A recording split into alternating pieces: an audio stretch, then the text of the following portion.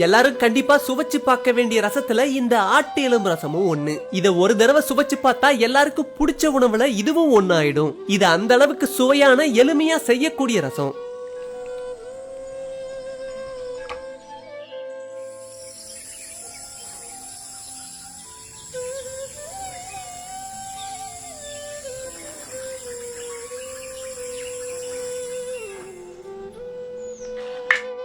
ஆட்டு எலும்பு ரசம் பண்றதுக்காக 1/2 கிலோ ஆட்டு எலும்ப சுத்தமா ஒரு முறைக்கு 2 முறையா கழுவி எடுத்துக்குவோம்.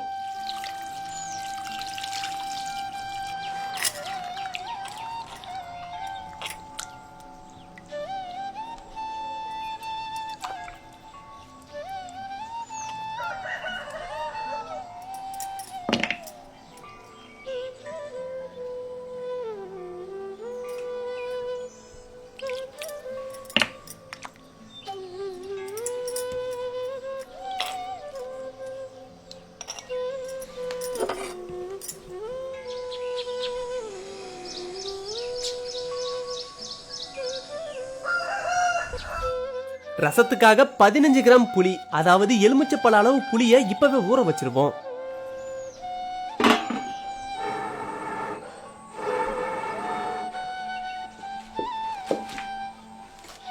கொஞ்சம் கல்லுப்பு, 1/2 தேக்கரண்டி மஞ்சள், ரெண்டையும் சேர்த்து எலும்பு நல்லா பெரட்டி விட்டுருவோம்.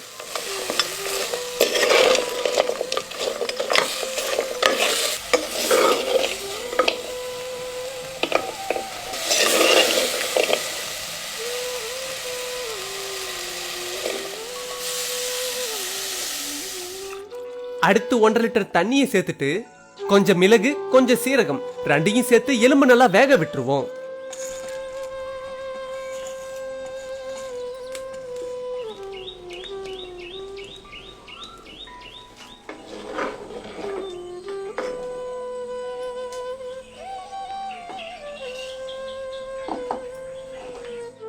இப்ப 4 கிராம் மிளகு, 4 கிராம் சீரகம், ரெண்டையும் நல்லா நெகு நெகுன்னு அரைச்சிட்டு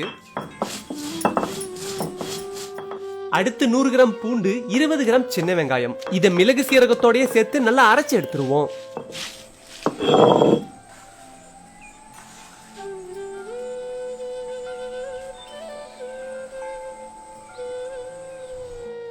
நாலு கிராம் வரக்கொத்தமல்லி, 5 வரமிளகாய், இதையும் அம்மியில வச்சு அரைச்சு எடுத்துக்குவோம்.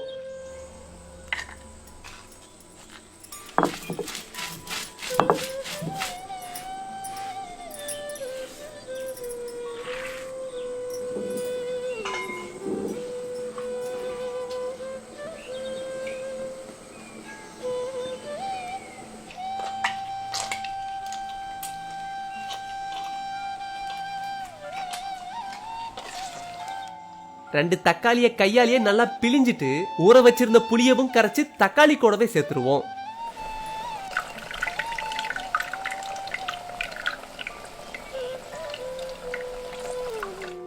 இப்ப இது கூடவே அரைச்சு வச்சிருந்த பூண்டு சீரகம், 2 பச்சை மிளகாய், கூடவே அரைச்சு வச்சிருந்த வரமிளகாய் கொத்தமல்லியும் சேர்த்து நல்லா கரைச்சு விட்டுருவோம்.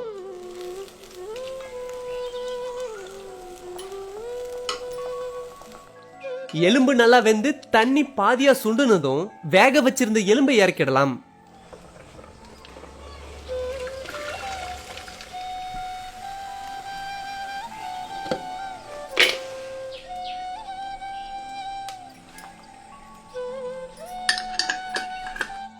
அடுத்து கொஞ்சம் எண்ணெயில 1/2 தேக்கரண்டி கடுகு, 1/2 தேக்கரண்டி வெந்தயம், கொஞ்சம் கறிவேப்பிலை, 3 வரமிளகாய், கரைச்சி வச்சிருந்த புளி தக்காளி, கரைச்சி வச்சிருந்த புளி தக்காளியை சேர்த்துட்டு 1/2 தேக்கரண்டி மஞ்சத்தூள் சேர்த்து நல்லா கலக்கி விட்டுருவோம்.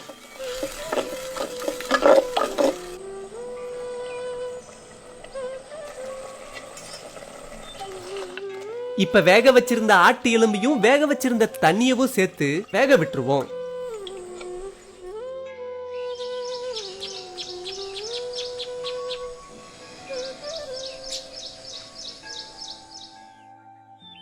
சுவைக்காக கொஞ்சம் பெருங்காயத்தை சேர்த்துட்டு ரசம் நுரக்கட்டி வரும்போது கொத்தமல்லி இலையை மேலவா தூவி விட்டு கொதி வரத்துக்கு முன்னாடி ரசத்தை இறக்கிடுவோம்.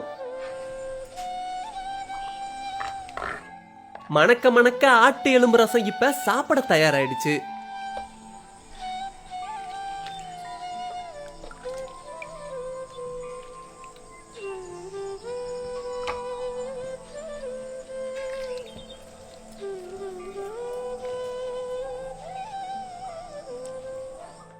ஆட்டு எலும்பு ரசத்தை சோறோட சேர்த்து சாப்பிடும் போது அவ்வளவு அருமையா இருந்தது.